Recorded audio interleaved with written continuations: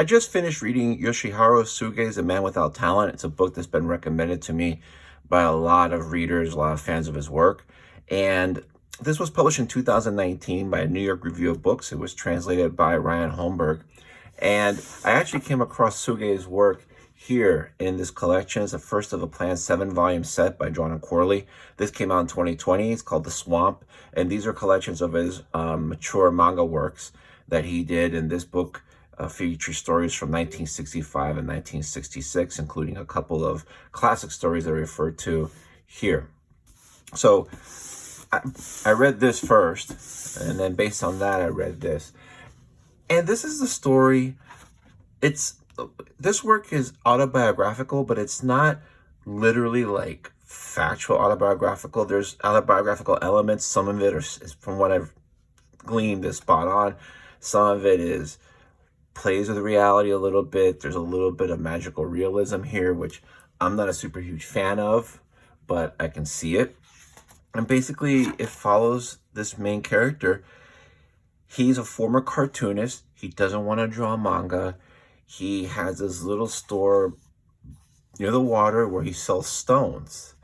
And he has this idea that he can actually make a living to sell stones. And he has a wife and a young son. And he is sort of like a loser. Like, he won't draw any more comics. His wife is like, we need money. Why are you pursuing these things? A lot of times she sends this little boy, to say, Dad, you have to come home now. And it's sort of like he intentionally wants to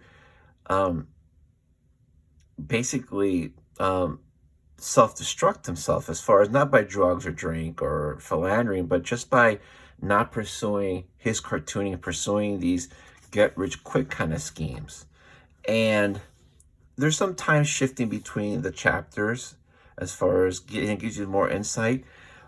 But when I read this, I kept thinking, well, what's the point of this? Like, why is this guy such a loser? And I think, like, why is his wife putting up with him?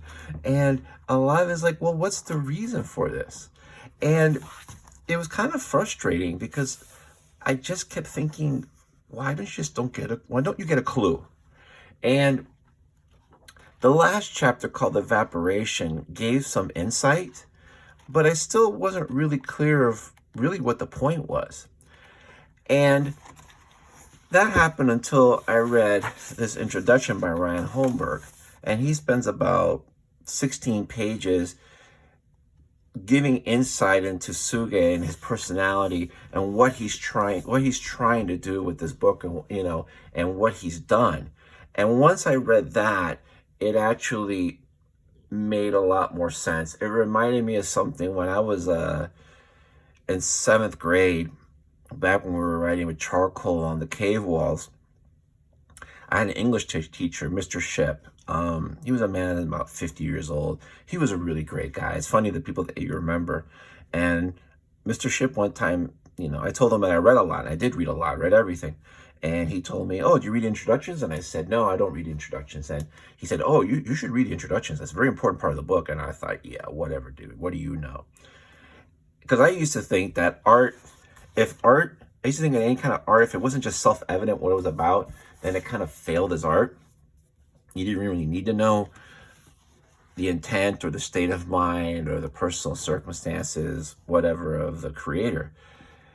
And over the last few years, I realized that thinking is complete and utter horseshit. A lot of times, especially with work that deals with interpretation, autobiographical work, depending on the creator, you definitely need to read the introductions and really understand what was going on in their mind to really appreciate the art.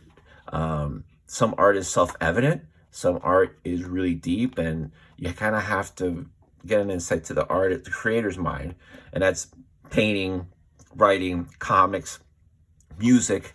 You have to really understand that to really get an insight into the work and appreciate it. So after I read this introduction, which talked about his career, and it talked about how he gave up manga in real life for a few years, and then how he kind of had a resurgence and he had movie adaptations made, This gave a lot of insight to the book. So what I would do, I read the story first, and I read the story, and then I read this, and this made it very clear. So I'm not sure if better to read this first and then read this, probably because I would have had less frustration. But I really enjoy this. It's just that this, it's good on its own, but once you understand what the purpose of why he's trying to do these fulfilling prophecies of just like going nowhere and being like a loser, then it makes sense. So I would recommend that. And also, what's interesting is that in the introduction, they mentioned two stories here. One of them being Chirpy, and the other one being The Swamp, that are considered classics of his. Like Chirpy's considered like one of his breakout stories. So is The Swamp. So it's interesting that it was nice that could reference that I had familiarity with this, reading this. So if you've read this, I think you'll like the short fiction. There's a lot of different cool things with short fiction. And if you like this, you'll definitely like this. It's just, these are short pieces. It's a Dulcaquiga. This is a lot more in depth, and there's a lot more interesting elements that I really didn't expect in manga or in a comic. So, and I should have realized it when I saw the pull quote was from Chris Ware, that this wasn't just straight ahead stuff, that there was a lot of symbolism and a lot of interpretation that came with it. But yeah, this was really good. After I read the introduction and opened my eyes a lot, then I was like, oh, I see what he's trying to do. And I thought it was pretty ambitious and pretty cool, especially since it came out in the, I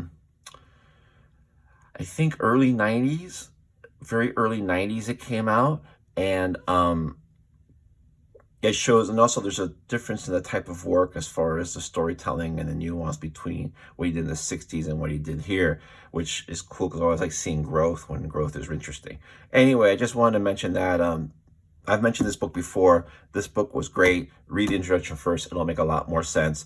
And in July of 2021, the second volume of this series, Red Flowers, is coming out. I hope they get enough sales so they feel compelled to come out with a third and fourth volume, because this is really great manga work. Thanks.